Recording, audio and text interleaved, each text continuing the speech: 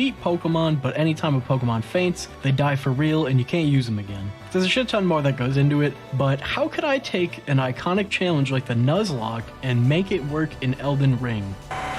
Well, technically, you can't. You could use what are called Spirit Ashes, which are sort of like Pokemon, but there's not nearly as many Spirit Ashes as there are Pokemon, and getting all of the ashes you'd need would be pretty tough.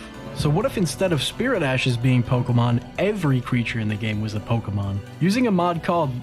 fuck me. Elden Ring Ultimate Cheat Table, best table so far, over 60k code lines, all params, editor, GUI, item giver, summon boss of spirits. I was able to spawn in any enemy as a spirit summon and have them fight for me. Before I start the challenge, I need to elaborate on the rules a bit. The biggest rule is that if any Eldamon, yes I'm calling them Eldamon because they're not Pokemon, if any Eldamon dies, I cannot use them again. I can only use one of each Eldamon at a time, meaning I can't use a team of 6 Crucible Knights, even though that would be really funny. I can recall an Eldamon mid-battle to prevent them dying, but once they're recalled, I can't summon them again during that fight. The challenge will continue even if my entire team dies. I'll just have to go find some new Eldamon. I can teleport out of a battle using the Memory of Grace item, but if there's an Eldamon on the field while I leave, they die. I can catch an Eldamon by killing them myself, but I can only use the club that comes with the Wretch class, and I can't fight any gym leaders, Elite Four members, Team Rocket members, or the Eldamon champion. And then there's a bunch of small other things that I'm not going to waste your time with saying out loud. You can pause and read them if you'd like. So what about the starters? Well, technically you can actually get the Fanged Imp Spirit Ashes at the very start of the game because you can choose it as a keepsake, but that's not very exciting, and that takes away the fun of having 3 different options for starters. So instead of the Fanged Imps, I chose 3 similar spirit summons that I had the choice of starting with. Dung Eater Puppet, Night Maiden, and Sorceress. That's a hard word to say. And then the Nefeli Lu. Nefeli Lu. Nefeli. And the Nefeli Lu puppet. I could choose between these 3, but I figured I'd let Fate decide this one for me. Fate, who's my starter?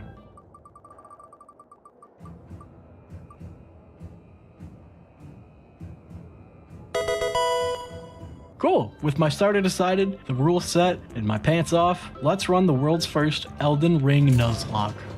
Also, yeah, I've seen Elden Ring weapon Nuzlocks. This is not the same thing, but those are also very cool. Okay, the first thing to do in any playthrough of Elden Ring is to make a character. I made a guy, but he was pretty fucking scary looking, so instead I made a girl and tried to give her like Pokemon trainer vibes. So I present to you Keep watch. Don't Dumpy talk. Ketchum. You know what? Say what you want about I also used the cheat table to give myself some trainer clothes. So I present to you, for the second time in like 30 seconds, Dumpy Ketchum with cooler clothes. Or really, any clothes at all, because she didn't have clothes before. So you actually have to confront the Grafted Scion right here, but I was having some issues with the camera and it wasn't letting me lock on, and I got murked while trying to fix it. I did fix it though, so. After dying to the Grafted Scion, you get dropped in the Stranded Graveyard. Unbeknownst to me in my first playthrough, because I don't have the patience to explore, there's actually a boss right here in the graveyard, the Soldier of Godric.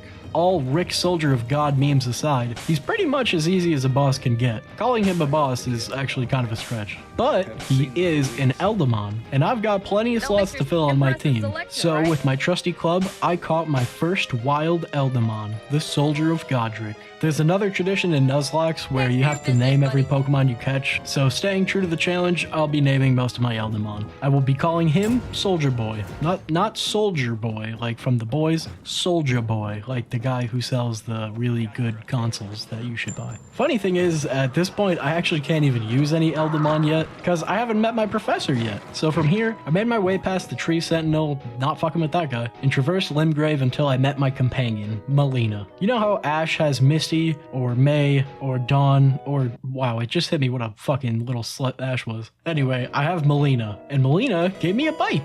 Well, it's a horse, but you know, I'm trying to stick to the Pokemon vibe. After meeting my companion, I can go and meet my professor, Professor Ronnie. Ronnie gives me the Spirit Calling Bell, and now I can actually get this challenge going for real. Let's get a whole party, and then I'll talk about our next step. When Ronnie gave me the bell, she also gave me the Lone Wolf Spirit, so I've got 3 Eldamon on my team. A whole party is 6, and I may have failed math in college, but I'm pretty sure that means I only need 3 more. The Beast of Farum Azula is a fairly easy boss to beat, but he can dish dish out some mean damage for early game, so using Nefeli, I added him to my team. Next up, I want to catch the Grave Warden Duelist. First, I'll send out the Lone Wolves because hopefully they can divide and oh, shit. Okay, not huge loss. Maybe the Soldier of Godric will just stand there and get killed. Huh, okay, fine. Big boy time. There we go, get him. Okay, dodge. Dodge! Why are you standing still? Get out of there! Oh, dear Christ. Okay, Nefeli, I really need some help here. Okay, my other spirits proved to be pretty useless, but Nefeli is definitely cut above the others. This guy sure does hit hard, though. Nefeli, your health is getting real low. Maybe we could wrap this up now? Oh, that's not what I meant. Alright, Dickface, I'll finish this myself. Huh, I probably could have done that from the start instead of watching my entire team get wiped. Well, like I said, just because my team is dead doesn't mean the challenge is over. Dickface is obviously pretty strong, so having him on my team is probably better than having all the others combined. At least, that's what I'm gonna tell myself. He also gives you the spirit ashes of banished knight Engval, who I'll be calling Dickface Jr., just by association. Well, catching bosses this early didn't seem like a great strat, so I'm gonna go for some weaker Eldamon to start rebuilding my numbers a bit. This might be a good time to remind you that I'm restricted to the Limgrave area right now. Like in Pokemon, you can't just go traversing the entire map. I've gotta earn my badges to open up new areas, so I'm gonna have to get creative with my Eldamon catching.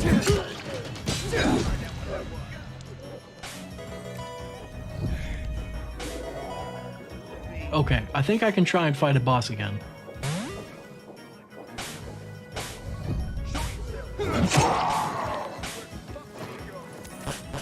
God damn, I am a terrible trainer.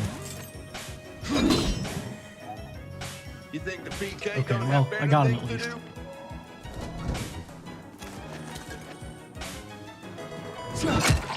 I need some muscle, but I am not getting any more of my Eldamon killed. I'll kill this motherfucker myself.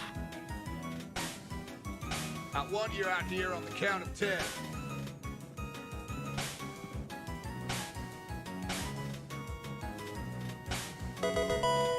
There we go, fuck. Alright, I've got a full team, so here's our current goal. Take down Margit the Fell. Margit is the first major boss of the game, but he isn't a gym leader, so I shouldn't have to be too worried. Let's do this shit.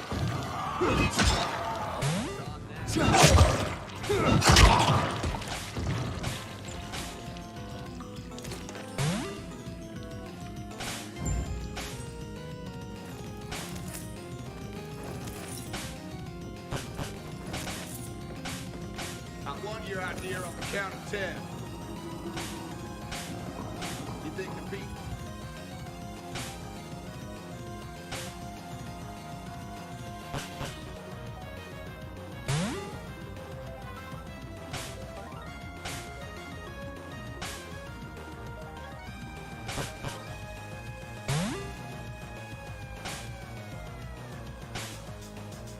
Okay, don't have better things to do.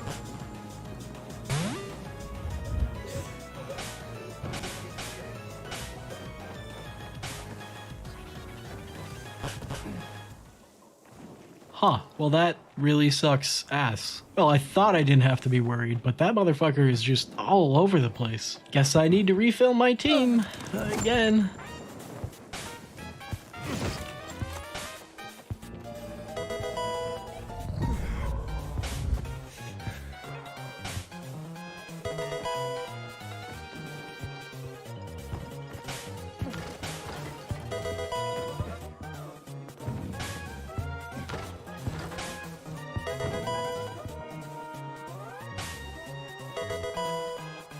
Okay, I may not have a full team, but I'm pretty sure these 5 can do this. Also, I totally forgot because this isn't a gym leader, I can throw hands too. Now, let's do this shit again.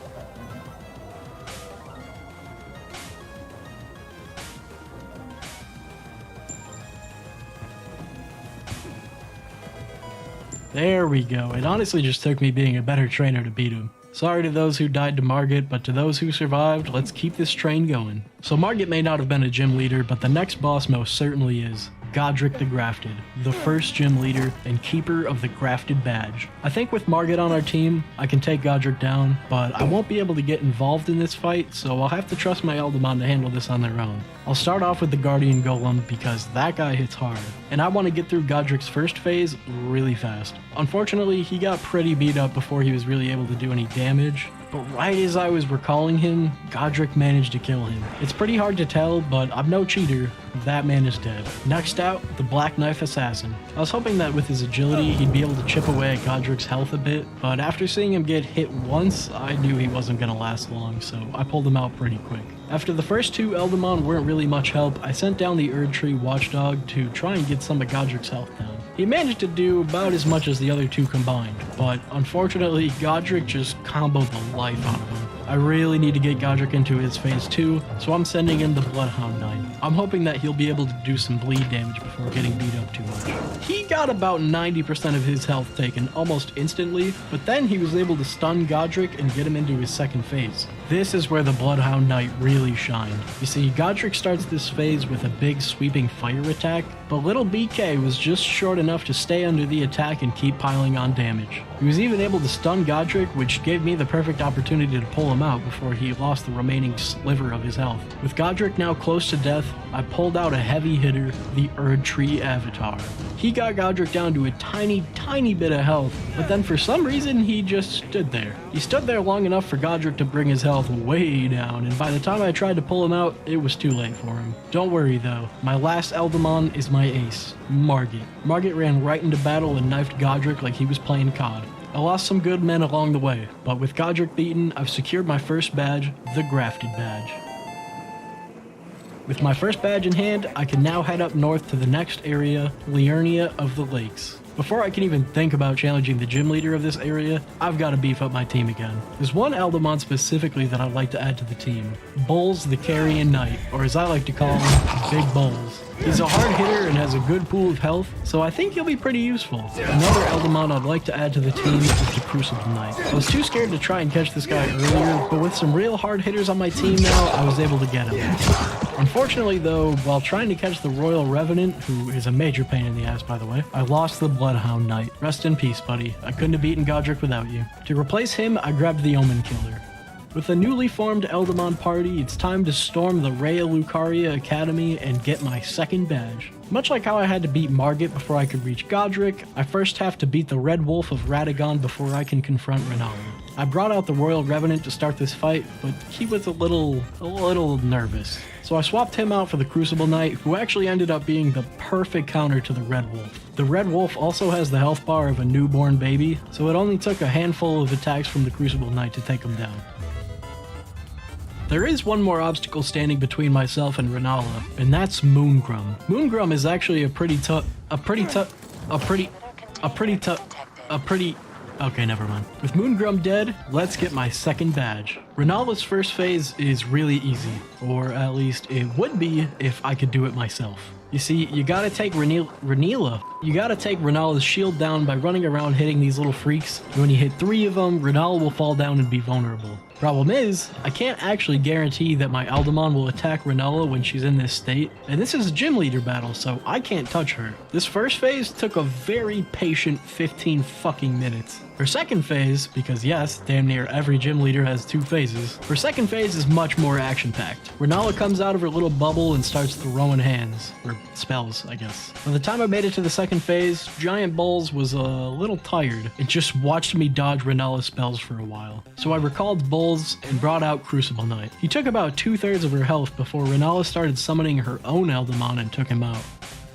Next, I sent out the Omen Killer, but his health is just not nearly enough to get anything done. After losing the Omen Killer, I sent out Margit to try and finish this. But between Renala's Eldamon and her constant magic attacks, Margit died before being able to do much either. I tried to have Godric wrap things up here, but he just got fucking lasered.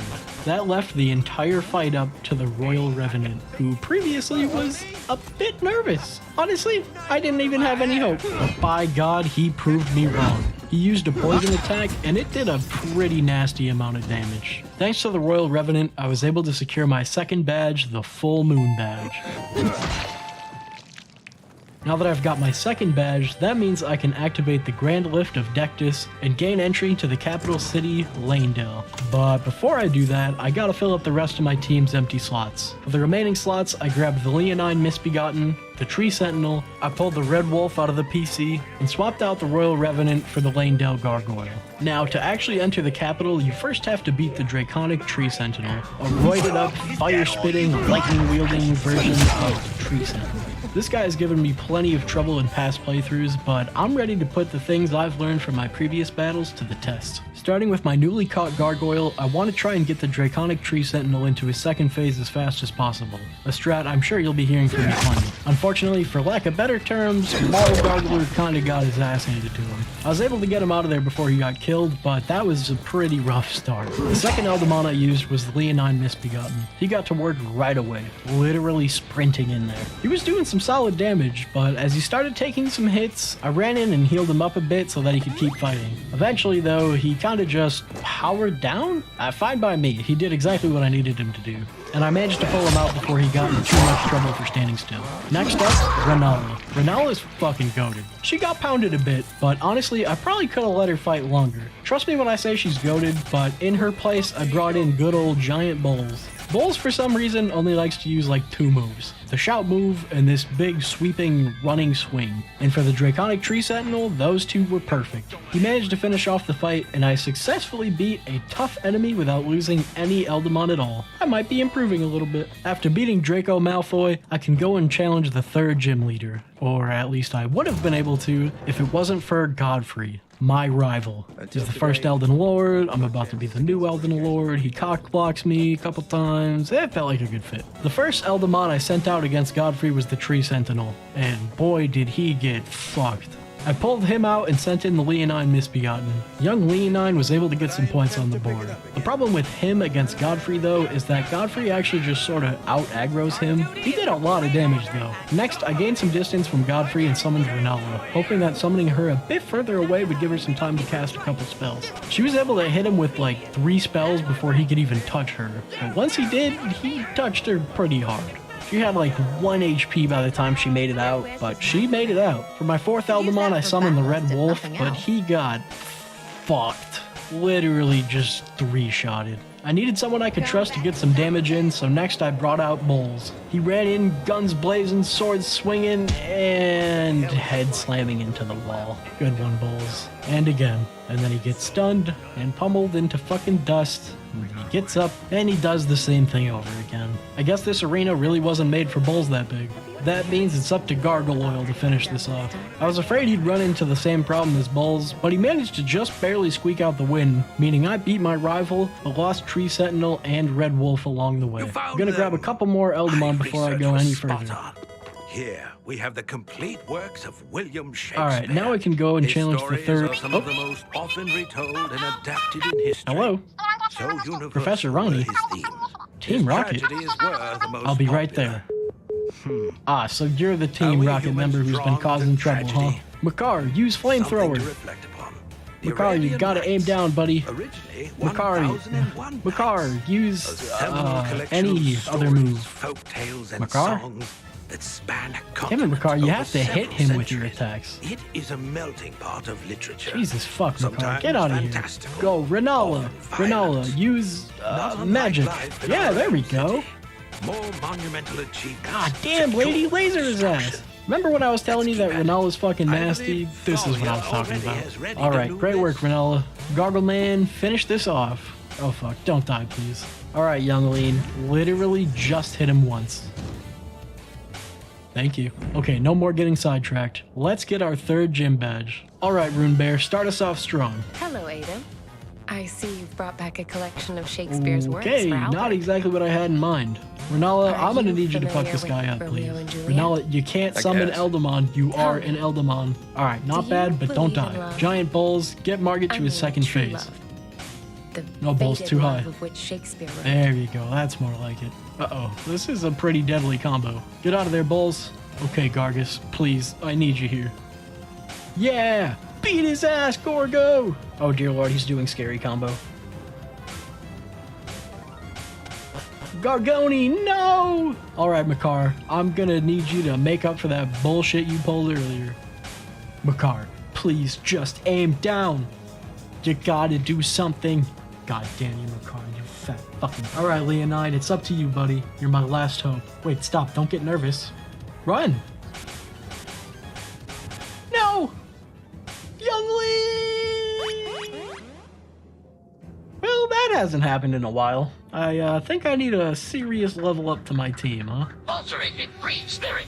The Ulcer Eldamon. The ulcerated free spirit is a very large Eldamon, capable of creating large explosions with exploded fire. This Eldamon is known for its durability and can battle for long periods of time. Full-grown falling star beast. I can only hope to find my sister. The full-grown falling star beast is the evolved form of the falling star beast, and Eldamon capable of using gravity magic as well as powerful physical attacks. Elimur of the Briar, It's a the welcome psychic break for sword me. Eldamon. Elimur is you known too, for I his hope. proficiency in Here's a close list. quarters combat, but is Watch also out for able to yourself. fight at mid-range using his sword that he controls telekinetic link. Black Blade Kindred, the Dark Gargoyle. Eldamon. Black Blade Kindred is an evolved version of the Gargoyle, who is stronger and more durable. He is also able to wield Destined Dead magic. Battle Mage moves.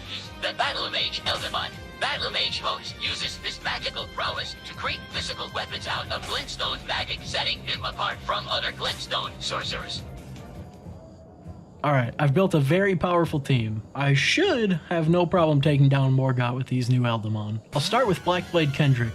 I'm hoping he'll use some Destined Death attacks and tear down Morgott's health. The battle between the two was genuinely, and I don't like this word because it makes me think of like cringy 2010 memes, but the battle was actually epic. Kendrick didn't land any of the attacks I was hoping he would, but he really didn't need to.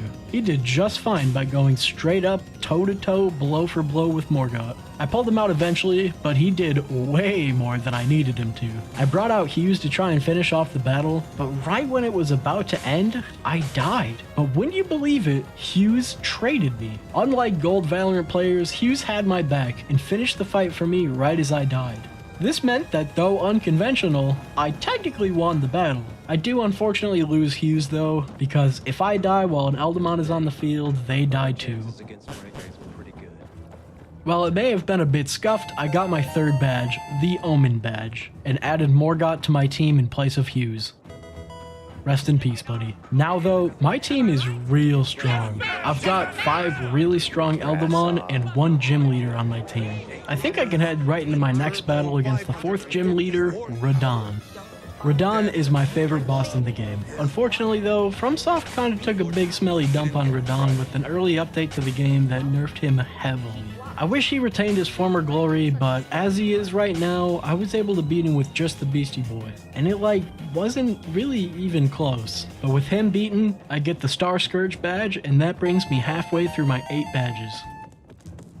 At this point in the journey, things have sort of opened up in the sense that I can fight the remaining 4 gym leaders in any order. I'm gonna fight them, in my opinion, their level of difficulty. So that means next up is Moog, the Lord of Blood. I'm gonna just say it, I don't fucking like this guy. Gives me nasty pedo vibes. As per usual, BBK goes in swinging. I gotta say, I think he's my favorite Eldamon. Anyway, he busts out some of that Destined Death I was hoping to see against Morgott, but I was actually surprised at how durable Moog was. The two were trading blows, but it didn't take too long for Moog to start pulling ahead. That was until Kendrick hit him with the super ultra mega combo that took Moog to half health. I pulled BBK before he could get hurt much more, but he did some major work. Unfortunately, and annoyingly, Moog starts his second phase by slurping up some of your health, which pretty much nullified the super ultra mega combo. The second Eldamon I brought out was Morgott. Honestly, I thought Morgott was going to finish this out. That was until I saw the amount of damage he was doing to Moog. Morgott is strong, but he doesn't really seem to hold a candle to Moog when it comes to damage output. Worst of all for Morgott, Moog stopped him from using one of his best moves right before it could come out, and then just destroyed his remaining health in an instant. That's a pretty tough loss, but I'm hoping that my next Eldamon, Elmo, can help clean this up. Like the Pokedex said when I caught him, Elmo is a goddamn brawler. He just gets in there and throws hands, and throws a sword. And that's exactly what he did to beat Moog. Had Moog been full health, Elmo certainly would have lost. But thanks to Kendrick and Morgott, Moog was just low enough to lose. With the Lord of Pedos beaten, that means I've earned my 5th badge, the Blood Flame badge. I'm not happy about it, but I'm adding Moog to my team in place of Morgott. Rip the Omen King. Now I can move on to... Uh-oh. Hello? Team Rocket's back. Volcano Manor, huh? I'm on it. Well, thankfully for me, this is where the next gym leader is anyway. Start us off, Kendrick. Beautiful. Sheesh. Yeah, Team Rocket doesn't stand a fucking chance. Man, they're really looking even. I can't believe Kendrick is as strong as Team Rocket's elite. Wait, Kendrick, you gotta move. Kendrick, get out of there. Come back! No! Kendrick! Fuck. Beat his ass, Moog.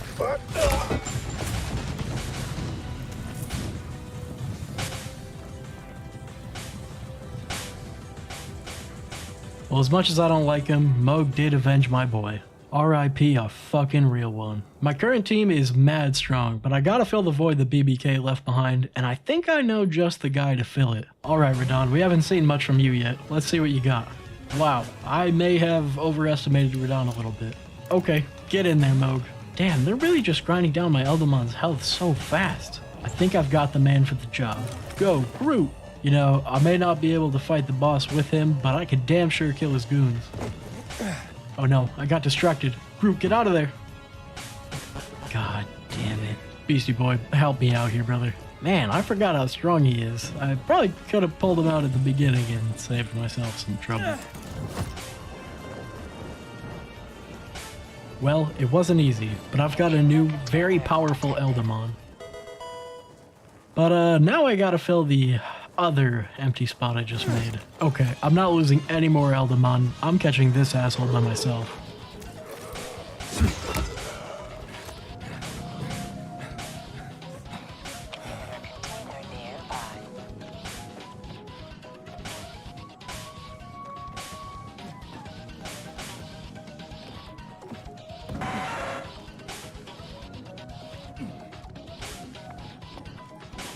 There. Good thing I only have this club, otherwise that would have been too easy. It's time to take a shot at the 6th gym leader, Rykard, Lord of Blasphemy. Okay, maybe I don't want this fucking guy. Alright, I'm replacing the Dragonkin Soldier with the good old fire tank, mostly because it's funny, and adding Smarag? I don't know, that sounds gross. I'm calling him Smog. Now I think I'm actually ready for Rykard. Smaug, get in there, baby. Oh, that's not good. There you go. Use your magic. Next up, Fire Tank. Huh, that didn't last real fucking long. Okay, Moog, get him to his 2nd phase, huh?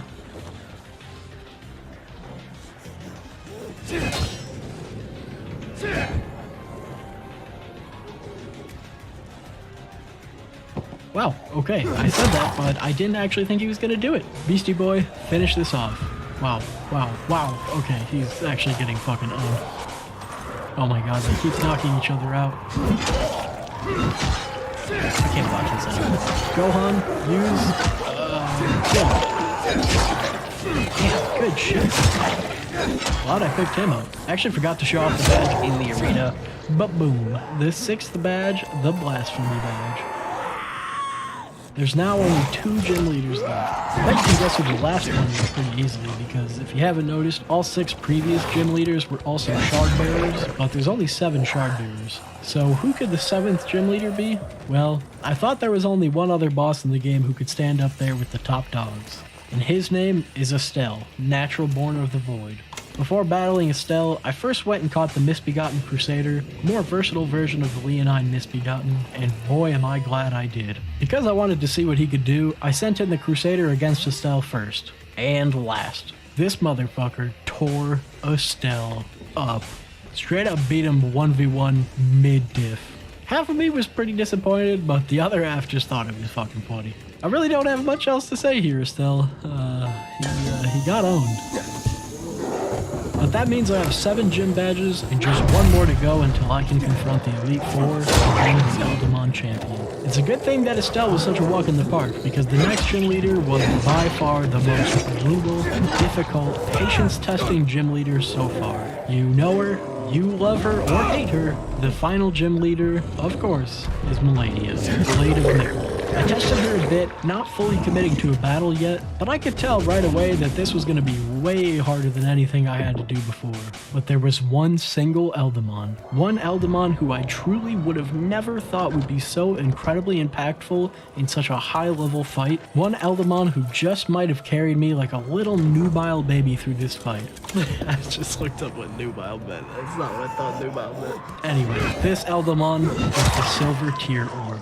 The big ball thing that pops up in random spots of the map and tries to run you over. This thing took out Melania's entire first phase single-handedly. It just steamrolled her. I had to pull it out right at the start of phase 2, but I still had 5 other Eldamon who were raring and ready to go. First, I sent in Fire Tank Senior, an upgraded version of Fire Tank that has 3 cannons on it instead of 1. It ended up doing more harm than good, as Melania just absorbed health from it before it died, but it was worth a shot. Next, I sent in the Crusader, an Eldamon who was able to completely solo Estelle, so you know he's no slouch. Slouch or no slouch though, even the Crusader wasn't able to take the full waterfall without being stunned. It ultimately beat up pretty bad. My 4th Eldamon is Elmo. Elmo has yet to let me down, and you guys have seen how he's willing to just throw hands. Watching these two fight was like watching a fucking Dragon Ball Z fight. They just were so fast, and I could hardly keep up with what was going on. Ultimately, I decided to pull out a classic to finish this fight off. Black Blade Kindred.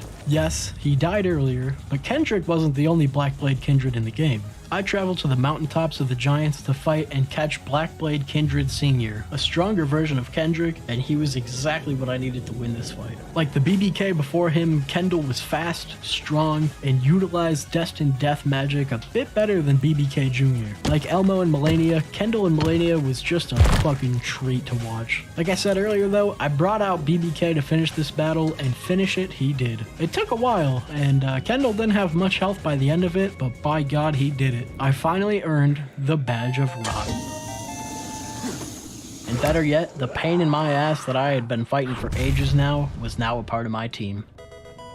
With all 8 badges, an insane team, and some new swag clothes fit for an Eldamon champion, let's go take on the Elite Four. The first member of the Elite Four is a hard hitter and has a metric fuck ton of health. I'm talking, of course, about the Fire Giant. I'm sending in Beastie Boy first. He's mobile, and I'm hoping he'll stay low and attack the Fire Giant's weak spot, his ankle. These two went at it for what felt like hours. I eventually just gave in and recalled him because I couldn't fucking take it anymore. Next, I brought out Melania. She's new to my team, but she's not new to fighting opponents bigger and scarier than she is. The Fire Giant is also weak to slash damage, so I was hoping that Melania would be able to just bust up that leg. She managed to do some damage, but then as the Fire Giant was loading up a big fire attack, it hit me that Melania is very weak to fire. I recalled her as soon as I realized and sent out the GOAT BBK. I could have sent him out and just kicked my feet up because he put the fucking hands to the Fire Giant. Kendall just wouldn't let up and ended up solidly out damaging and ultimately beating the Fire Giant. That's 1 member down, 3 more to go. To get to the next Elite Four member, I need to burn the Erd Tree. I'm not capable of doing this as I am, but there's someone who is. My great companion, Melina. Melina burns the Erd Tree for me, and I'm able to reach Farah Missoula to take on the next 2 Elite Four members. Yes, there's 2.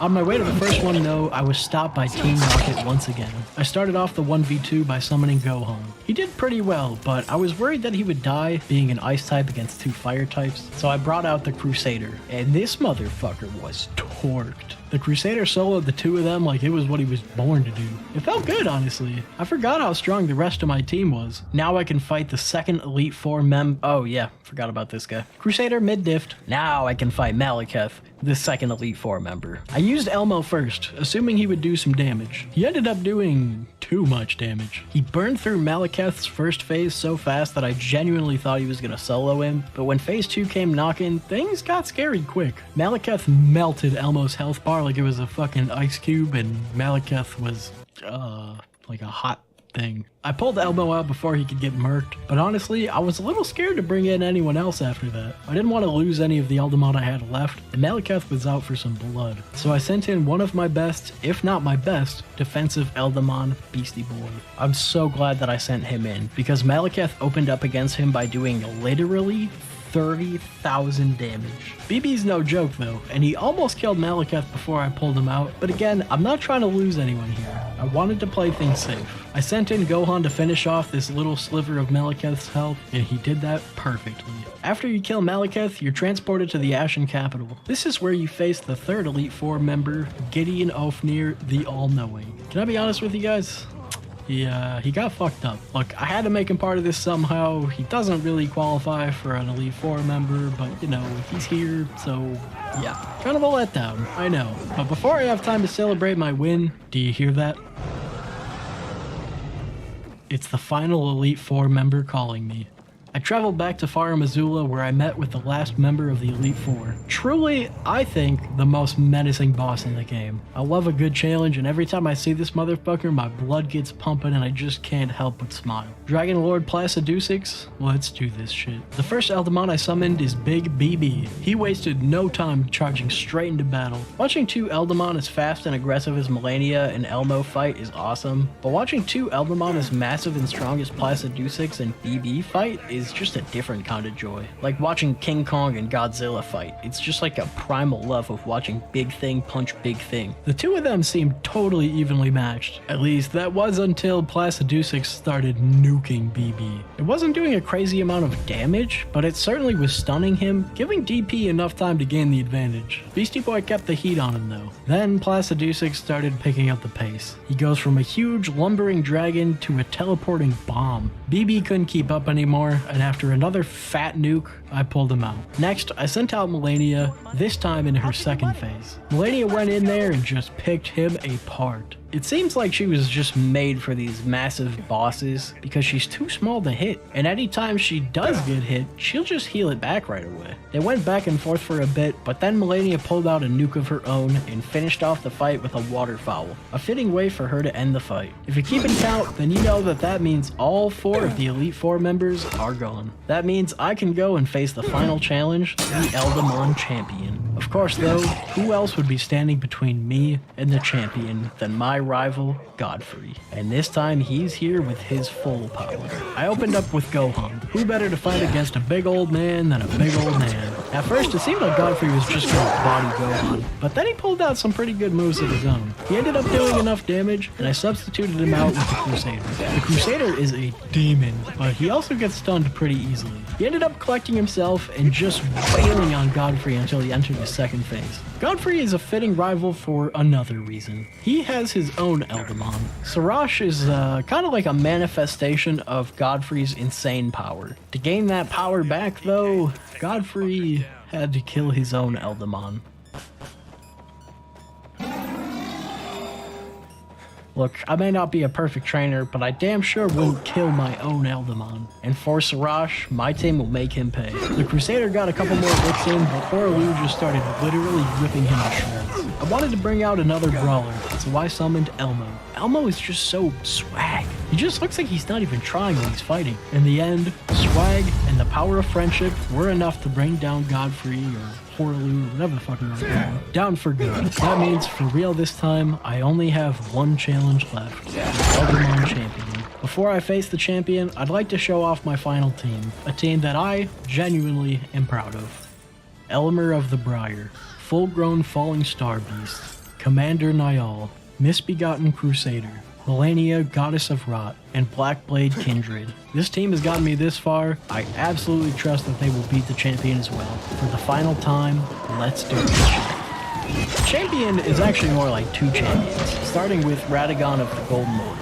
Honestly, I was very confident that Radagon would not be a problem. I was 100% right. Elmo managed to take him out single-handedly. If I'm not mistaken, FromSoft nerfed Radagon similar to how they nerfed Radon, so I wasn't afraid of it. The real challenge was the Elden Beast. For the Elden Beast, I wanted to use Melania for exactly the same reasons why she was great against Placidusix. It's like she was built for these sorts of battles. And let me tell you, she did not disappoint. Melania could have single-handedly beat the Elden Beast, I'm certain of that. However, she did start catching some hands, and to be totally honest, I just didn't think that it felt right to have her finish off this run. It may have been a little selfish, but I wanted my favorite Eldamon to finish this off, BBK.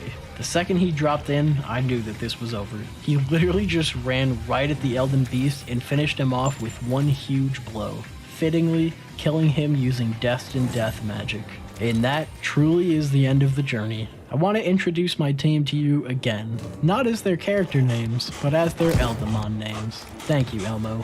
Thank you, Beastie Boy. Thank you, Gohan. Thank you, Super Smash Bros. Crusade. Thank you, Melania, Goddess of Thought. And of course, thank you, Blackblade Kendall. I was lucky to have such an incredible team with me at the end. And to all of the Eldamon that fell before you, thank you too. I could not have done it without a single one of you. If you aren't subscribed, drop a sub. The percentage of people who watch my videos versus the amount of people who are subbed is fucked, but that's okay. That's just kind of how YouTube goes. If you want to try this challenge, don't. It's a lot of fucking work. But if you're determined, just download the mod that I showed earlier, and there's a Discord server you can join, and they have a bunch of tutorials that will help you out. Thanks to my Eldamon, and thanks to you guys for watching. GG.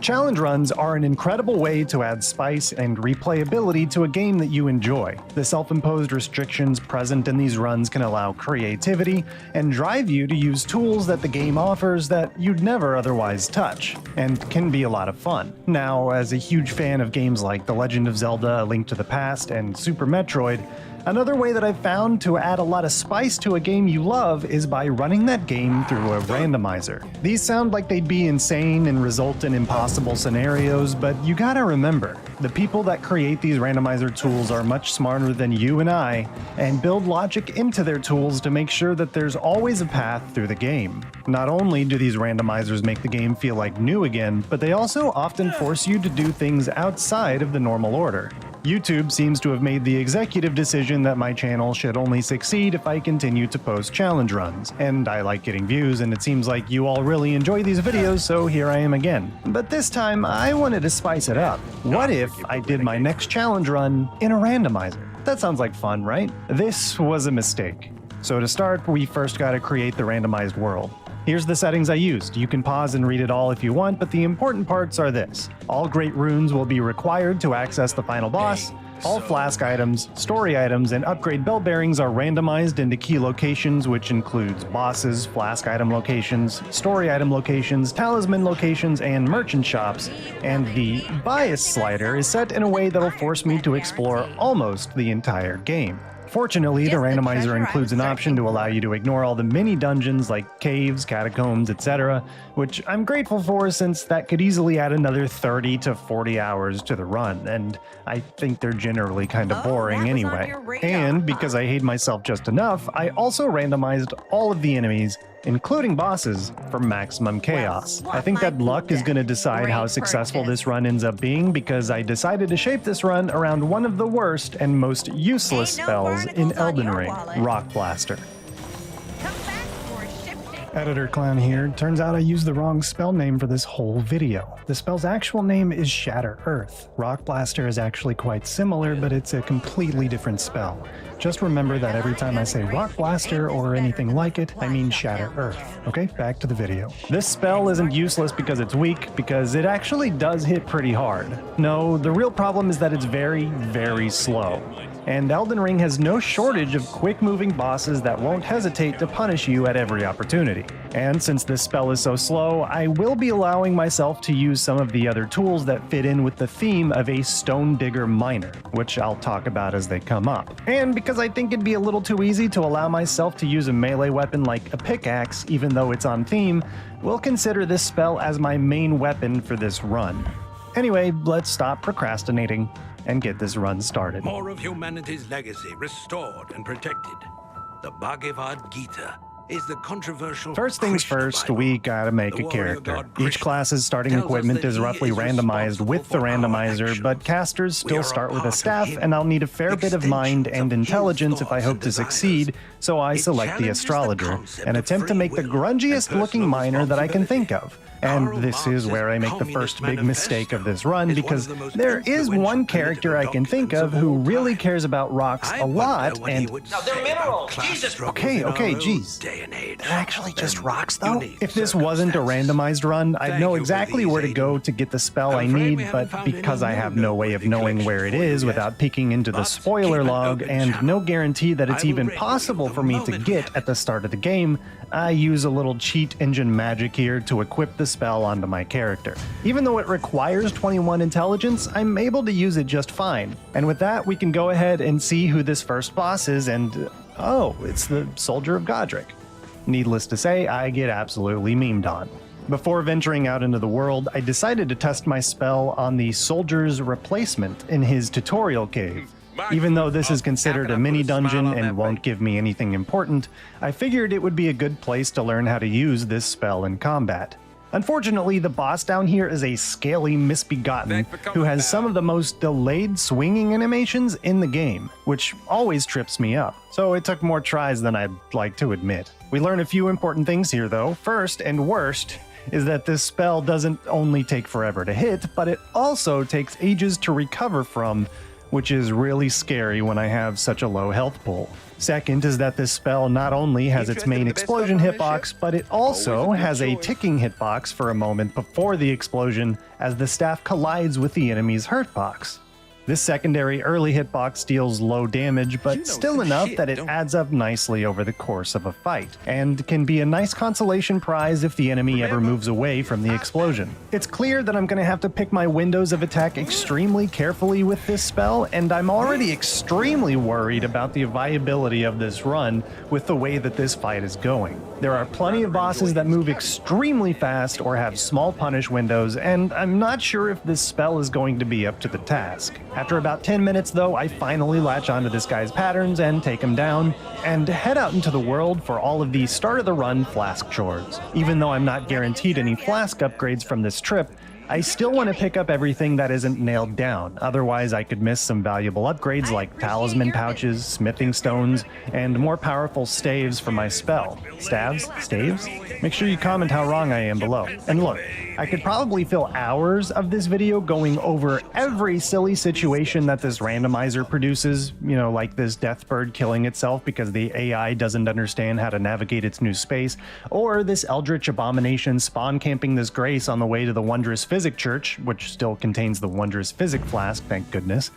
But I don't think you or I have that kind of time, so I'll keep this down to the important finds. As a part of this run, I end up doing all the usual checks like churches and lift ticket locations, but I also make a point of trying to visit every ruins basement that I can, and most importantly, visiting all the sarcophagus sites I can find. Normally, they're filled with incredible edible runes, but this time there's a literal treasury filled with so many wonderful and fancy goodies, most of which I can't use or don't care about.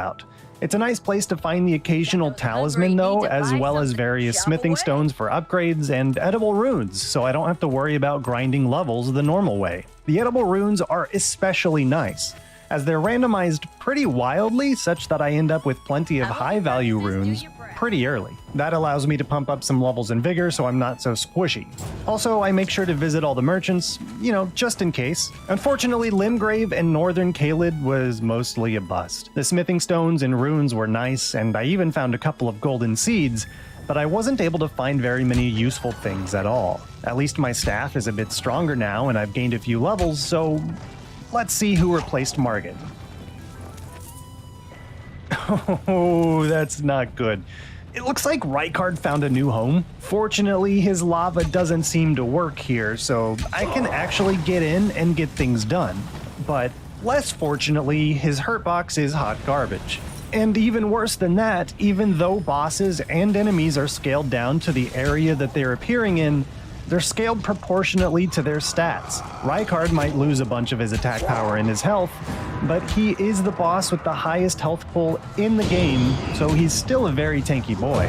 While this may seem like a stroke of extraordinarily bad luck, this is actually pretty good. Rykard was one of my biggest worries coming into this rando, and even though we can't even dream of beating him yet, we can still out-level him eventually. This arena is small and cramped, but this is pretty much the smallest amount of attack power and health he could possibly have. We can't kill him yet, but at least I won't have to worry about him showing up later with an inflated health pool. So I nope the hell out of that encounter and head to Liurnia for more item collection. With all this exploration, I'm really hoping to find some sacred tears, because this wimpy flask simply isn't cutting it even this early in the run, and I'm hoping even more to find the two halves of the lift ticket so I can go and explore the Altus Plateau. I'm also looking for the key to Hogwarts so I can see what fresh help that has to offer, but Liurnia as a whole was also kind of a wash.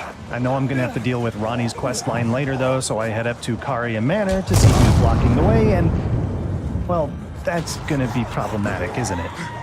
By now, I'm feeling a bit lost and desperate, so I go on a killing spree. First is this putrid Erdtree avatar in Northern Limgrave. It's funny how much easier these guys are than their non-putrid counterparts.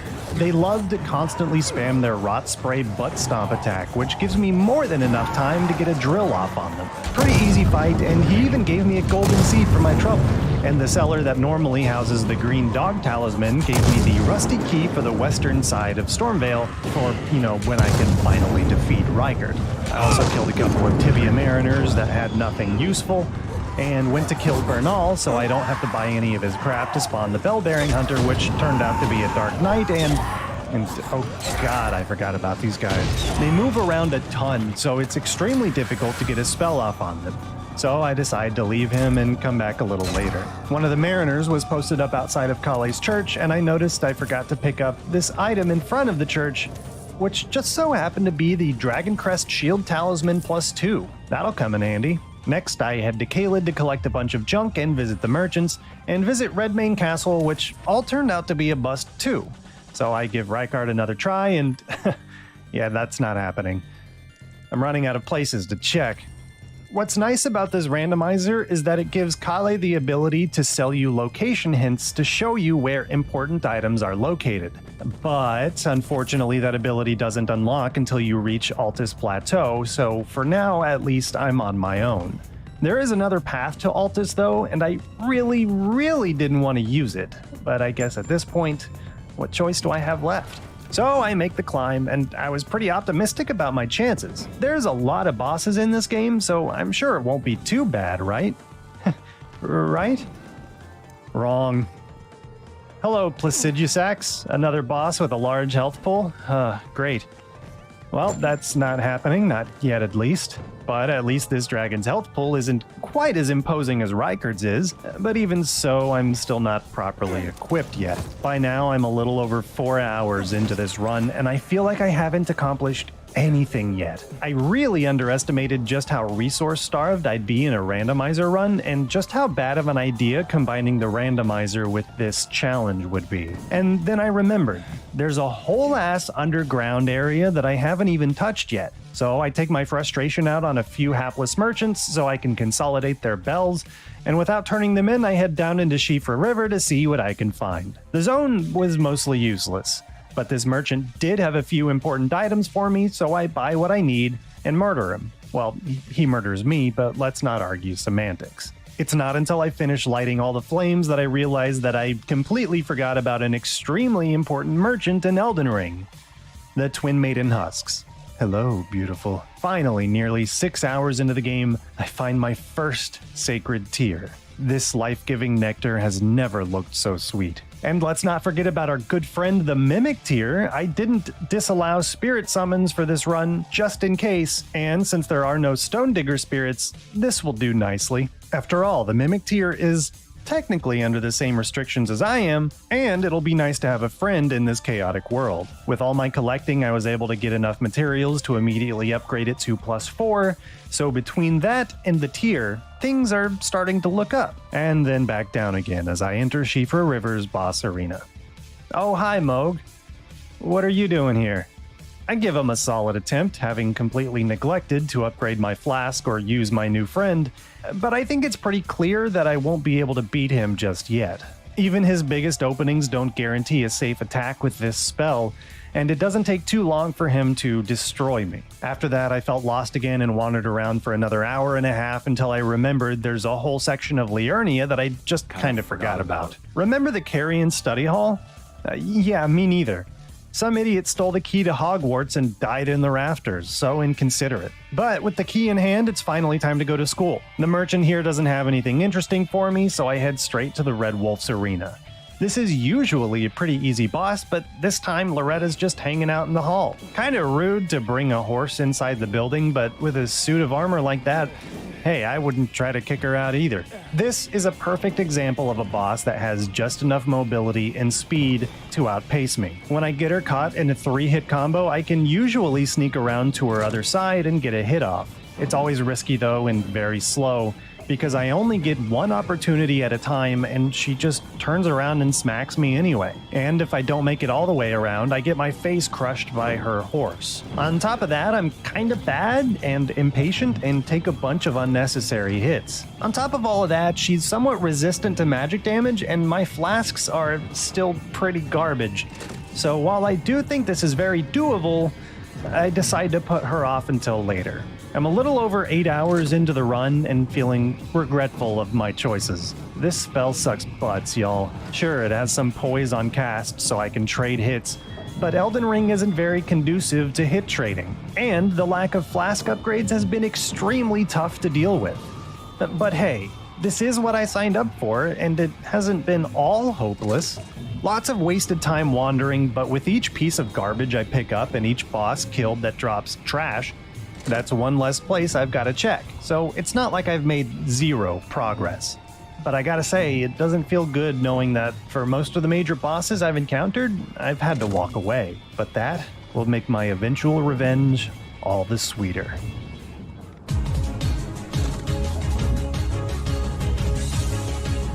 With Loretta put on pause for now, there's one last big place I haven't checked out yet that I keep on forgetting about. It's just across the street from the study hall, Ainsel River. There's not much going on here, lots of stuff to pick up, but most of it's worthless. However, there is a merchant here, and he's a really swell guy because he gives us our second sacred tier. I never thought I'd be celebrating flask upgrades like this, but here we are.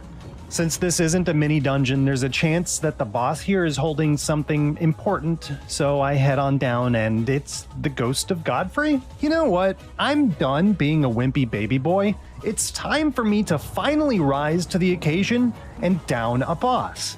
and Godfrey's ghost out of all of them should be more than doable. He's got extremely exploitable patterns and often swings too high to hit me, so let's get him down. It takes me a while to figure out the timing, but by sticking to his left leg as much as possible, you can bait out 2 attacks. The first is an overhead swing, which he sometimes follows up with a stronger spinning overhead swing, and that second attack is what I want. I can strafe around this and start my cast as his axe lands to get the full damage before he can even respond, and even if he is fast enough to respond, it's usually with his 2-hit combo swing that swings right over my head, allowing me to get out safely. That 2-hit combo is the other attack that I want to punish. I strafe around his left and have a narrow window to start my cast at just the right time to hit and get back to safety. Because this spell is so slow, I can only get 1 hit at a time before I have to start praying for more opportunities again. It's slow, but it's consistent, and on my 4th attempt, he goes down after 8 minutes. And he drops a memory stone. And the chest he was guarding wasn't any better. Oh well, job's done and we don't have to worry about this place anymore. I decided that my next goal will be to take out Patches for his bell bearing, which is done easily enough. He doesn't put up much of a fight, but it's a good thing that I took the time because he was holding on to the magic damage crystal tier for my physic, which I don't purchase immediately for some reason, but I will eventually. I spend the next hour or so wandering around picking up litter until I realize that Castle Morn, down on the Weeping Peninsula, isn't a mini dungeon. I'm a decent level now, so it shouldn't be too hard. So I make my way there, climb to the bottom, and who else is waiting for me but poor Lou? I'm actually glad to see him here because this is such a low-level area, and he's so fast that I don't know how I'd beat him with this build if he showed up later. He doesn't hit like much of a warrior in this area, and his health is pretty low, so he's dead pretty quickly. And for my troubles, I finally get my first piece of the Dectus medallion. Let's go. All I gotta do now is hope to stumble onto the other half. I then decided to dip into the High Road Cave in Northern Limgrave for some reason. I'm not sure why. There's bound not to be anything useful in here since I excluded it from the important items list, but I guess I'm glad that I came here. I don't get anything useful, but I do get a chance to practice fighting with my Mimic tier. This boss wound up being pretty hard, too. It's the duo that's normally hanging out in Redmane Castle, the Leonin Misbegotten and his friend the Crucible Knight. My strategy here was to burst down the Misbegotten as much as possible before the knight joins in, and it took a decent number of attempts until I got an idea. There are a bunch of rock-based consumable items in Elden Ring that scale with intelligence and can expand my arsenal past this slow spell. One of the merchants I found has a collection of large glintstone scraps, which you can crush to spawn projectiles. The main problem right now is that the merchant has a very limited supply, and they're pretty dang expensive at this point in the game. Fortunately for me, my Mimic spawns in with everything that I have equipped, and can use them without affecting my own supply. His scraps are much weaker than mine are though, but damage is damage. By this point, I'm desperate to have a collection of rocks to chuck at my enemies, but I haven't been fortunate enough to find a supplier yet, but at least I can still use what I have, somewhat indirectly. Anyway, after the Misbegotten goes down, it's the Crucible Knights. My Mimic has been tanking him while I finish off the Misbegotten, so I take the opportunity to poke at his back while I can, but the Mimic is dead pretty quickly. The Knight's moveset is so fast that without the Mimic, it's practically impossible for me to punish any of his moves without just trading damage, and with my baby flasks and low health pull, that ends up being a problem. Eventually, I decided it'd be a good idea to put on a shield and use parries to give me a better punish window, and with that, after a handful of attempts, the duel finally goes down. They dropped a nice weapon though. Too bad I don't know how to use swords.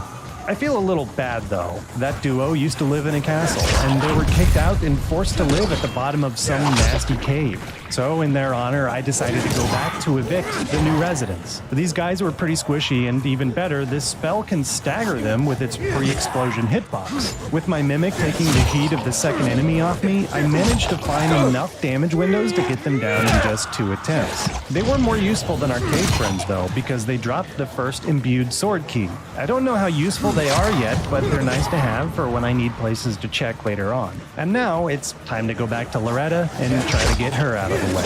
I figured a boss in Caelid should be harder than a boss in Hogwarts, so it shouldn't be too hard with my new friend. With the Mimic tier, these fights against horse-mounted knights become a lot easier to manage. While the Mimic is alive, we trade aggro, and while the Mimic has aggro, I would run to the opposite side of the boss and unload until it wasn't safe anymore. The Mimic would usually die around halfway into the fight, and from there, I've got to deal with her alone. No problem, using the tricks I learned from my first attempts, I would wait patiently for her to throw a melee combo at me and juke to the other side for some damage. She's got quite a few openings, and her magic-imbued attack, while devastating if it hits, winds up being a huge punish window for me. Things are looking rough, but I was right. This is easy. All I gotta do is be patient, not get sloppy, and wait for an opening, and that one hurts.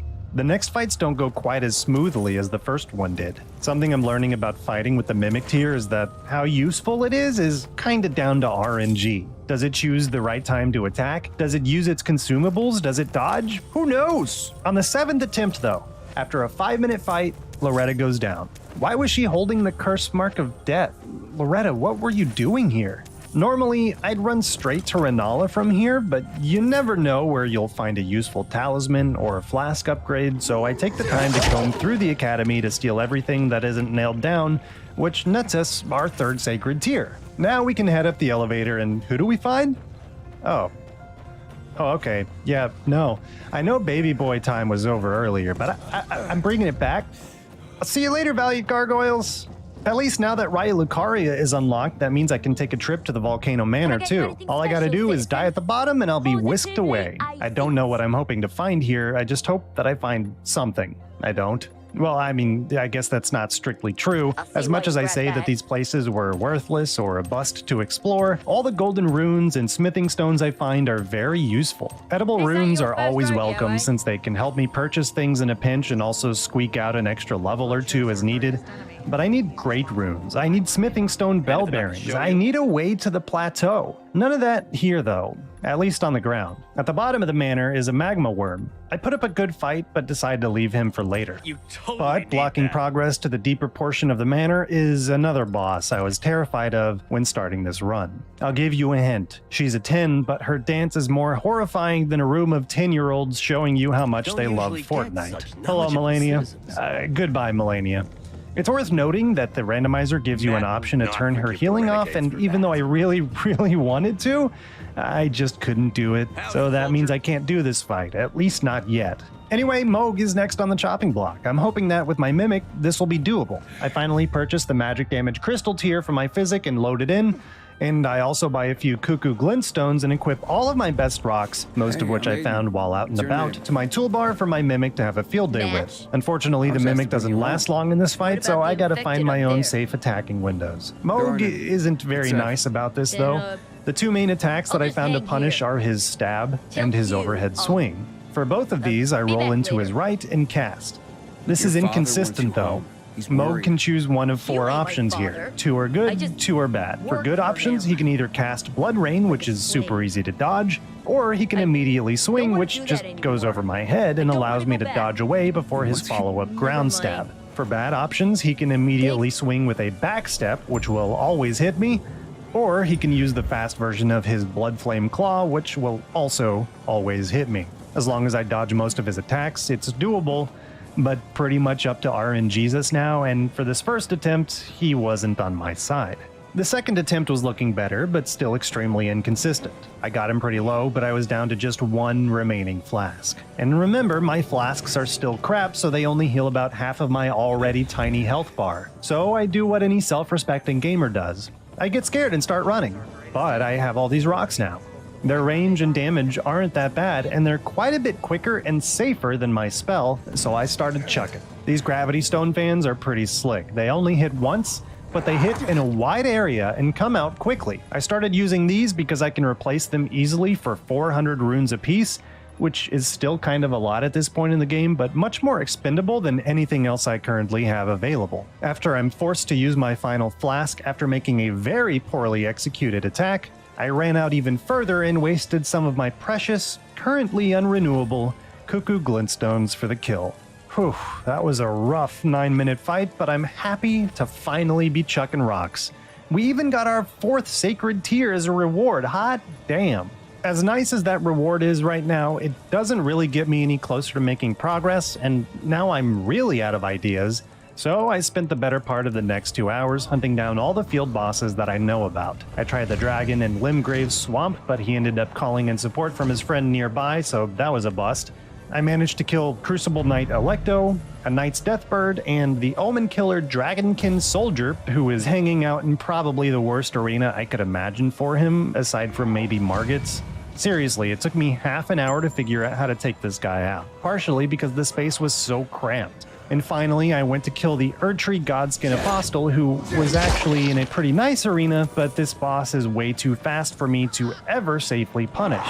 He'd constantly jump away before an explosion hit, or just smack me around for free every time I tried. Of course, though, that's why our Mimic friend is here. He's dead by the time the Apostle reaches phase 2, but I learned that by waiting for it to use this attack, I could roll through it and get an easy punish. Unfortunately, all of these dropped trash, so I guess I just gotta buckle down and choose between Estelle, Rykard, and Placidusax if I want to move forward now.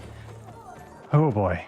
This whole time, I've been making trips back to both Rykard and Placidusax every now and again to see how I'd fare against them. And while I can squeak out a little more damage each time, I've never even gotten close to winning. So, Estelle it is. This Celestial Nerd's Rope should have the least amount of health between these 3 titans, at the cost of being harder to actually approach and hit. Thankfully, he's pretty slow, and his hitboxes are actually somewhat generous despite his shape, so this fight wound up being not so bad. The Mimic tier ends up dying extremely quickly, so I'm on my own for a majority of this fight. He's got more than enough punish windows for me to exploit, so before too long, the fight started feeling extremely possible. The biggest problem, though, is his meteor attack, which will still devastate my health bar, but the high walls of this arena end up saving my skin more often than not because I'm really not sure what the intended dodging strategy is supposed to be for a literal meteor shower. After about a 10-minute fight on my 5th attempt, Estelle goes down, and I can say hi to my future wife, Ronnie. But isn't something missing out here? There's supposed to be a boss patrolling around, but it's nowhere to be seen. Well, that's because on my first attempt against Estelle, he decided to teleport out of the arena to deal with it for me. What a bro. Unfortunately, there's nothing interesting on this side of the manor, but at least the deed is done for when this door opens up later. This did unlock a new merchant though, and this guy had 2 very important items for me. Our 5th Sacred Tier, and the Purifying Crystal Tier, just in case I find Moog somewhere in my way. Against my better judgment, I decide to take on Rykard next. I've leveled up enough that he hits like the absolute noodle that he is, but my own damage output is still going to be a problem. I have an idea though. My Mimic loves to throw rocks, and one of the merchants I killed in cold blood has infinite poison stones for sale. The problem is they're 2,000 runes apiece. Not very economical, but if I just buy a stack and never use them, there's a chance that my friend can do the poisoning for me. I know this is a long shot though, because in my last video I went on a whole tangent about how poison sucks so bad that 3 instances of it only deals about 22% of Rykard's maximum health and damage, at least at his normal health values. It should be slightly better here because of his lower health pool, but I don't expect to get 3 poisonings off, and even if I did, that's still 3/4 of his health that I'd have to melt normally, and I haven't even gotten close to halfway yet. Until now.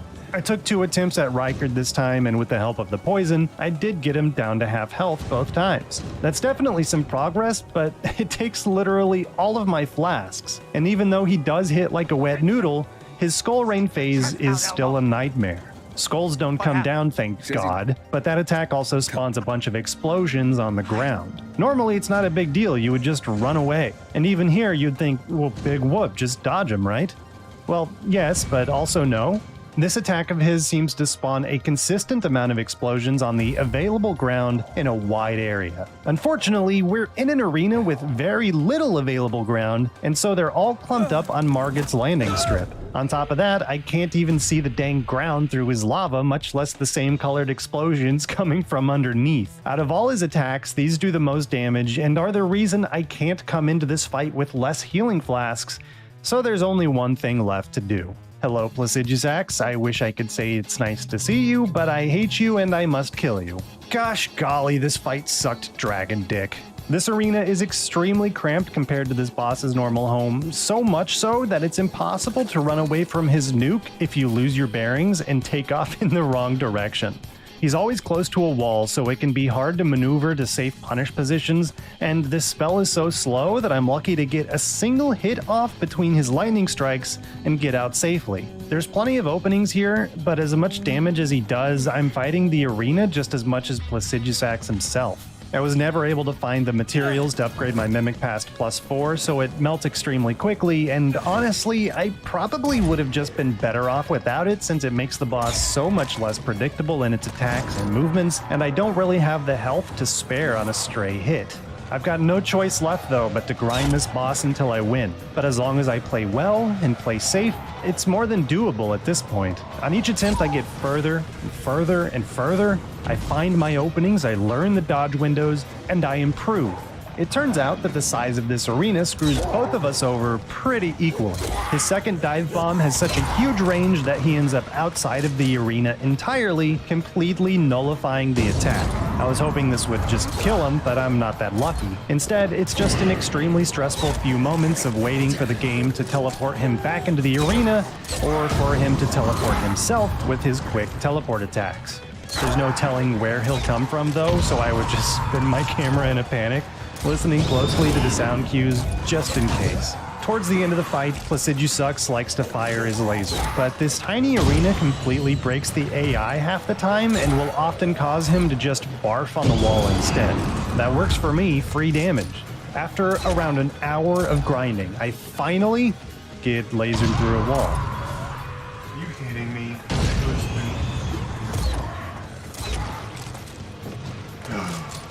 Nice. I wanted to keep going at this point, but it was like 3 a.m. on a work night, and I've already been trapped in this one more attempt loop for too long. That's fine though. I came back the next day and one-shot him with the help of his wall barf tech. Thanks for the golden seed, idiot. Ugh, that was not easy though. So finally, as I pass the 18-hour mark of this cursed run, I'm finally free to explore Altus Plateau.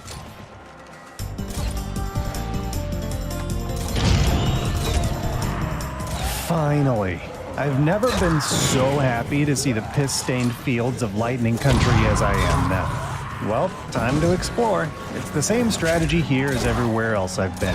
Obsessively trudge every inch of the zone in hopes that I find something good. Every ruin, every church, every corpse. As usual, most of the things I pick up aren't helpful in the least, but now that I'm in a higher tier zone, there are higher tier smithing stones to find, so if nothing else, that's a huge positive. Plus, there are plenty more bosses to find and fight. I'll spare you all the less exciting details, but I did find our 6th sacred tier at the base of one of the golden trees behind the walls, and over in the Stormcaller Church, I stumbled upon one of the most important items I could find, the Pureblood Knight's Medal. In case you don't know, this normally comes from Vare's questline and can teleport you straight to an endgame zone, Mogwin Palace. We'll save this for later though, since there's plenty to do now that I've set foot in Altus. The only field boss I managed to take down on this go-around is a Putrid Erdtree and Windmill Village, and then I head to the Shaded Castle, avoiding a familiar face along the way, to pick up all of its goodies and say hi to the boss hiding at the top. Unfortunately, it's these things. Here's another great example of a boss that's normally easy, but is a little too fast for me to punish. Kinda weird considering that they're mostly immobile hunks of stone. The only consistently safe opening I could find is this creepy Ridley up taunt, but I don't have the luxury of playing safely since I'm on a timer in the form of my Mimic's health bar, and there's no way I can handle them both myself. Despite the best efforts of me and my doppelganger, this just isn't gonna happen right now. So I head out to explore the rest of the area around the castle before heading back to Redmane for a party. Radon is looking a little more rough for wear these days, huh? I decided to give this guy a try solo to see what I can do, since, after all, I was almost able to beat the magma worm at the bottom of Volcano Manor. How bad could it be? Oh, he's standing up. I forgot about that. And worse, I don't know how to fight it yet. Ouch. But you know what? This is a party, dang it. I've never fought Radon with the raid party before, so why not now? So I summon in the raid and it goes pretty well until it doesn't. And these guys must be new to raiding because, as everyone who raids already knows, don't stand in the fire. It's kind of funny that the first time that I'm ever willing to bring these guys in to help, It turns out that their AI just doesn't know what magma is, and they just melt to the onslaught. It's fine though, I can basically just summon them again forever, and eventually, Scarsorge. I actually wrote Scarsorge? What the hell is that? Starsorge Makar bites the dust. Why did I write Scarsorge? It got a little touchy there for a while though, because in phase 2 the summon signs started being difficult and didn't want to consistently show up. But he was down on the 4th attempt. He dropped a bunch of neat stuff too, including the unalloyed golden needle. So before heading into the giant new hole in the ground, I decided to try and start Millicent's quest line, and it seemed that to do that, I had to go and defeat whoever's replacing Commander O'Neill. That turned out to be a draconic tree sentinel, and it's just way too quick for my main method of dealing damage. The only reason I got him this low is because of the Mimic. Not even the Loretta strategy of circling around him during his attacks would work. His combos just aren't long enough, and he likes to shoot fireballs way quicker than I can actually cast a spell. Oh well, off to Nokron. Nokron turns out to be a great time. I sure love getting shoved off a sideways building by a tree spirit. All I wanted to do was pick up items, man, come on. Just a little past that guy, I ended up finding our first staff upgrade of the run. The Demi-Human Queen staff. Double checking the wiki right now, this may have been a mistake since it's apparently only stronger than my starter staff with a low intelligence score. Whoops. But I was convinced at the time that this was better and it was an upgrade. It'll be a while before we can use it though, since I'm painfully short on smithing stones since I spent them all in my starter staff. Regardless, I'm glad to have it, and then we pick a fight with the Mimic Ancestor Spirit. This guy is kind of a pain. Not difficult to dodge, just very difficult to actually hit with my Rock Blaster. He's got a bad habit of bouncing away before the explosion, making me waste my precious FP. I'm able to find a few good openings though, and on my 3rd attempt, after around 5.5 minutes of fighting, the spirit goes down. A golden seed from that thing is a decent enough reward, but even better is the Pearl Drake Talisman +2 that pops out of this beetle on the bridge, and the Crimson Seed Talisman at the end of this broken bridge. The Pearl Drake +2 is going to be a great defensive talisman for elemental-focused bosses, and the Crimson Seed Talisman is going to be hugely important if I keep suffering on Sacred Tear pickups, since it increases the amount of healing that my flasks grant. While I'm here, I take the time to light all the torches in the area to see who's in the boss arena, and no thanks. You guys can rot here forever for all I care. Yeah, I sure hope I don't have to come back and fight them eventually. So I finish combing through the area and eventually make my way all the way down to where the Valiant Gargoyles usually live to fight the Valiant Red Wolf. In most runs, this boss is extremely easy. This pooch has a ton of openings and its attacks are generally pretty easy to read. And on top of that, it has an extremely small health pool. The problem is though, it's extremely mobile. This dog bounces all over the place all the time, and because my main attack spell is so ridiculously slow, I was actually extremely worried about fighting this boss. And it was exactly as difficult to hit as I imagined it would be. Luckily though, my Mimic can survive for most of the fight this time around, so it's possible to get in a lot of damage while the Mimic tanks for me. Easier said than done, since the boss often moves around just enough during its attacks that I end up wasting precious FP, or simply swings so wide that I get bopped anyway. But on my 4th attempt after a little over 3.5 minutes, the Valiant Red Wolf bestows upon us our very first Great Rune. Finally!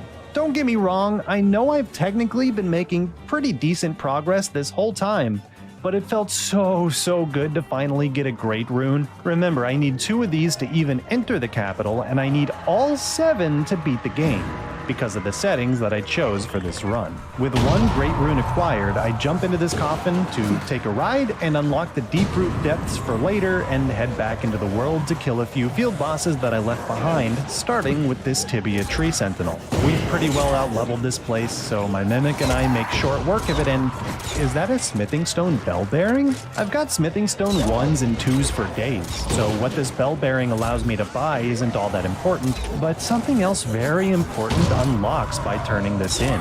After handing the bell over to the Twin Maiden Husks, you're able to buy glintstone scraps from them for just 300 runes apiece. Extremely cheap at this point in the game, and between this and the Gravity Stone fans, I have an extremely limited but infinitely renewable source of quicker range damage to use in a pinch. Come to think of it, I probably should have used some of those fans against the dog. Whoops. Next, I head back to Altus and run to the minor Erd tree in the zone to fight the boss with the single best name I've ever seen, Assassin Face.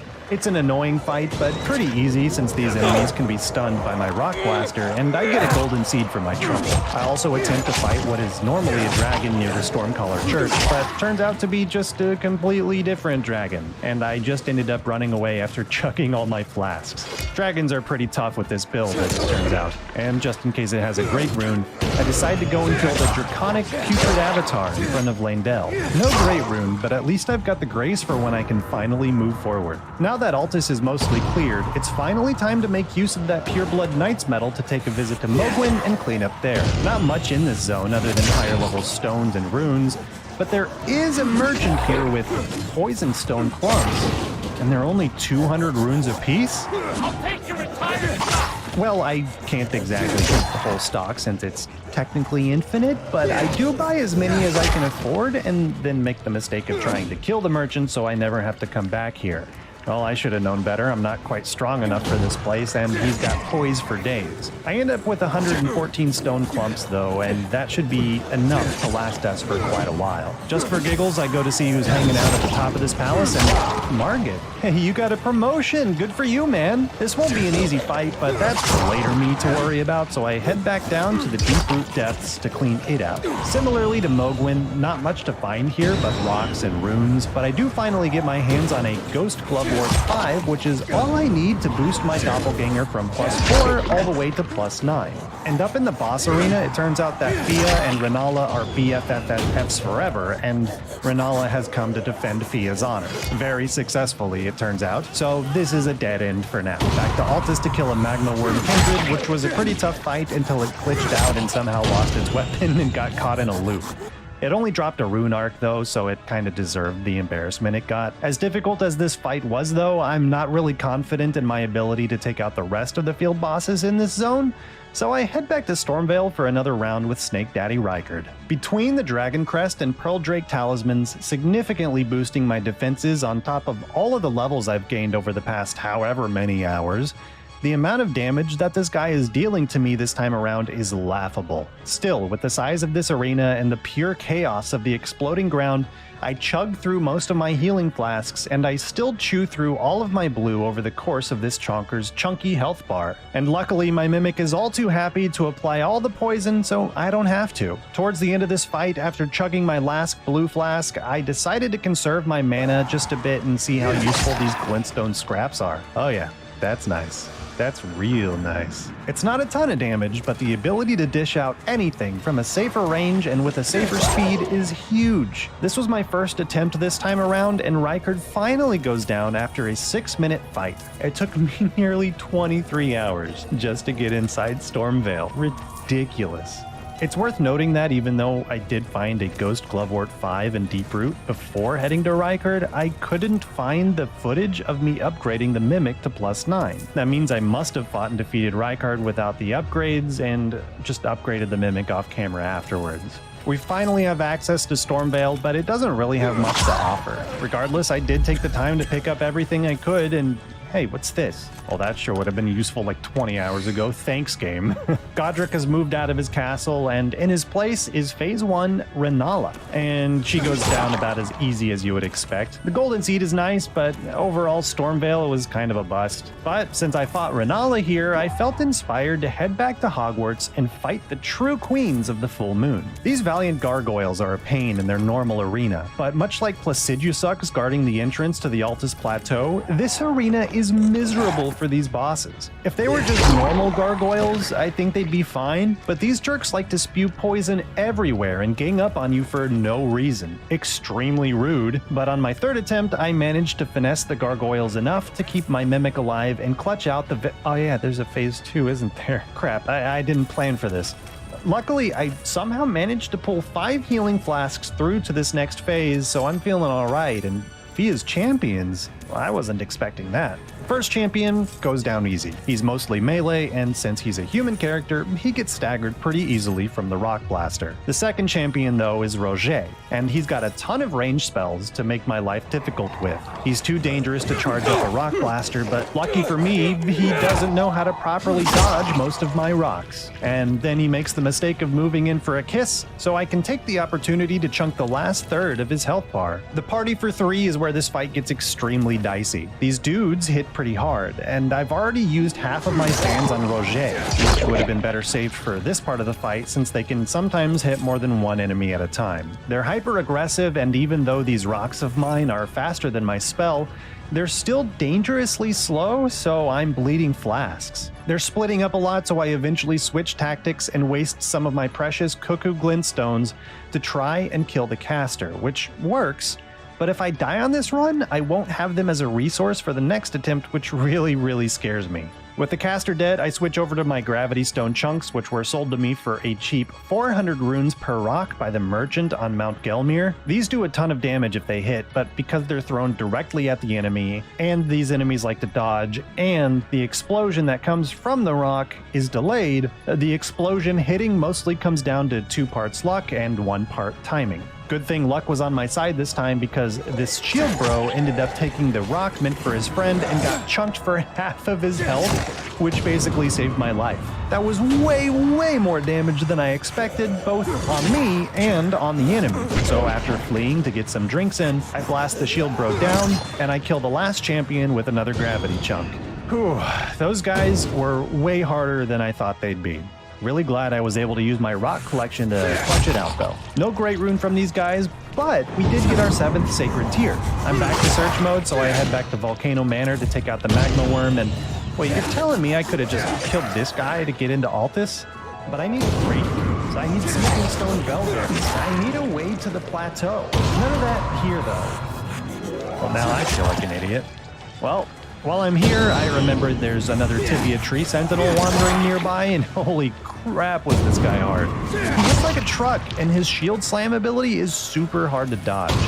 More often than not, my Mimic would die before getting him to half health, leaving me to die lonely and runeless. Eventually, though, I take it down for a Somber Stone Bell Bearing, which is useless. At this point, I decided to give Kale 14,000 of my hard-earned runes for a hint. And he tells me that there's a required item somewhere in Altus. Well, there's one real place that I can think of, so I head back to the top of the Shaded Castle to fight the creepy cats. I'm much better equipped this time around, so it shouldn't be too hard.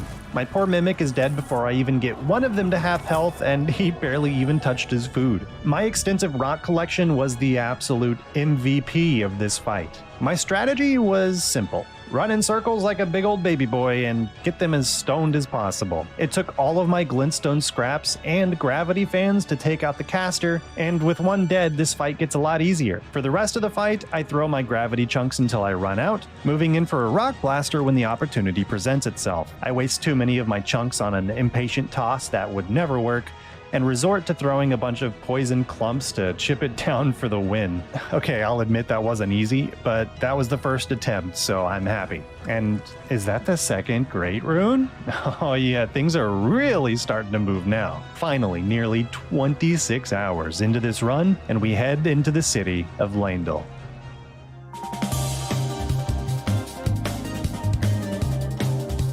At last, the city of Leyndell. This has been a long time coming, a journey that took me across the world in a way that I haven't seen since my first playthrough. As usual, I take a full tour of the city to pick up all the litter that its citizens so carelessly discarded, and up at the mysterious Colosseum, I find yet another important tool for this run, the Glintstone Craftsman's Cookbook 1. This book gives me the ability to craft cuckoo glintstones, which I do immediately. Unfortunately, as you may have noticed, all the farmable materials and flowers of this world are just as randomized as the enemies and the items, so that puts a little bit of a kibosh on any idea of having an infinite supply of these things. Regardless, it's great to have the option to use these, and if worst comes to worst, I can always take the time to hunt down a good spot to find what I need. And with Leyndell mostly cleaned up, it's time to head up, and find Godric?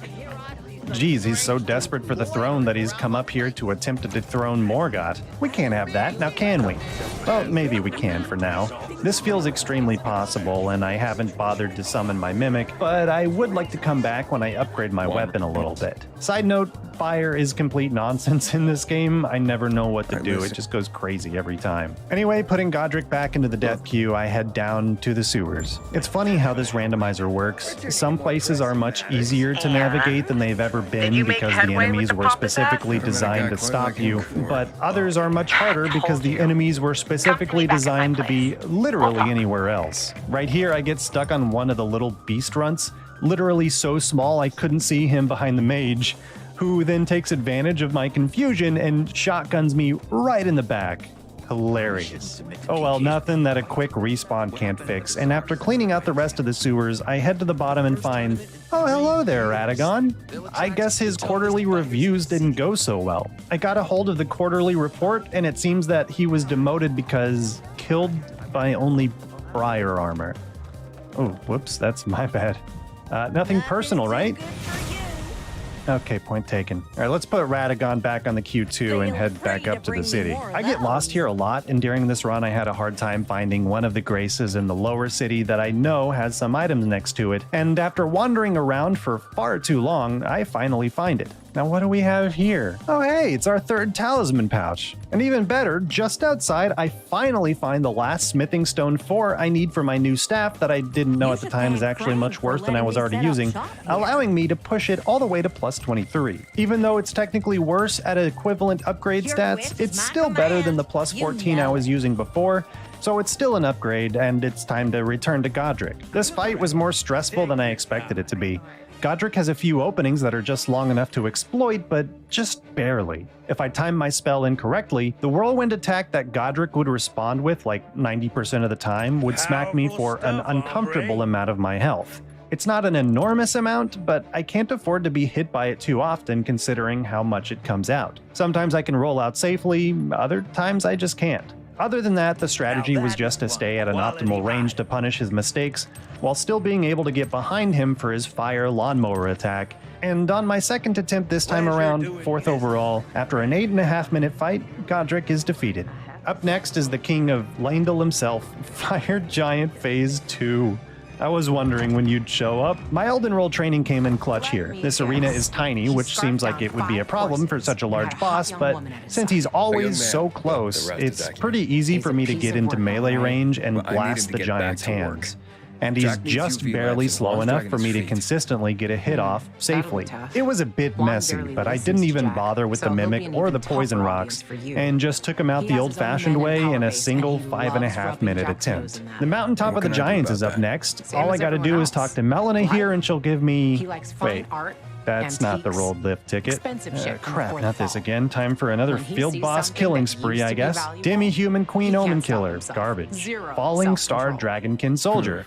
Trash. Where can I find something The pair like of that? bosses guarding the walls of Landel. Useless. Extremely difficult and not worth my time, but still useless. Full-grown Erdtree Avatar. Pointless. Ulcerated Kindred. That's why there's a Oh, chance. hey, now we're getting somewhere. This is my second imbued key. What about you, huh? Might as well use them. A party. I'm gonna try It's these in Daniel's descending birthday, order. but you And the never know first when one the takes guest me list back will to overlap Shifra with the River hit where... list. Wait, Why there don't was a you come and great have a rune drink here with us this when whole you're done with time. one? That's our third one. I don't Nice. think Daniel likes me. The second one takes me back to the start where I embarrass He the doesn't soldier like of anybody. Godric and steal his wedding ring for the love of my life, which reminds me, I should have everything I need to visit Noxtella now.